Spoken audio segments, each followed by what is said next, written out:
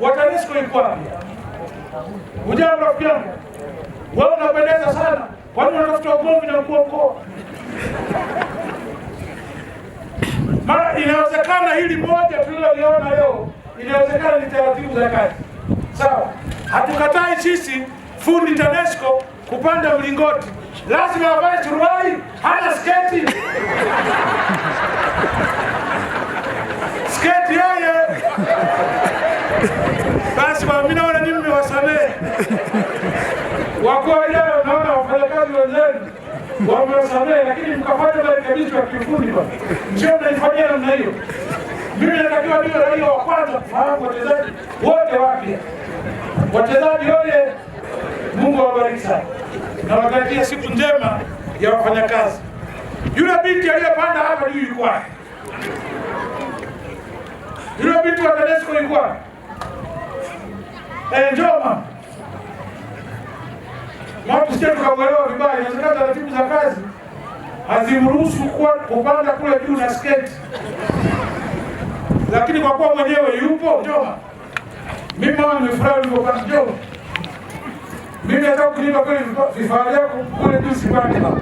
Ujambo mama? Shikamoo. Marahaba, jambo. Jambo. Hii shikamoo ya kweli au mtego? Ya kweli. Umeelewa vizuri? Ndio. Hata mimi naona. Sasa wewe unapopanda kule juu, kwanza unaitwa nani? Helena Matofali. Helena Matofali, oye. Nimuulize au nisimuulize? Au nimuache hivyo hivyo? Helena, nimeambiwa nikuulize. Helena, umeshaolewa? Nimeolewa. Aya! Aya! Roho imeniuma kweli. Sasa Helena, kwanza tukupe pongezi. Umetuonyesha jinsi ulivyo mahiri katika kazi yako, jinsi ulivyokuwa hodari katika kazi yako. Lakini kuna sehemu moja unatuacha na sintofahamu. Sasa kwanza nikuulize, wewe katika mavazi yako, magauni unayo huna? Ninayo. Magauni oye.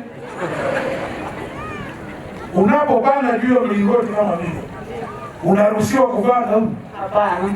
Toba. Kwa hiyo turidhike na utaratibu wa kazi yako. Ndio. Utaratibu wa kazi oye. Wapiga picha. Kumuta moja hapa mimi na Helena.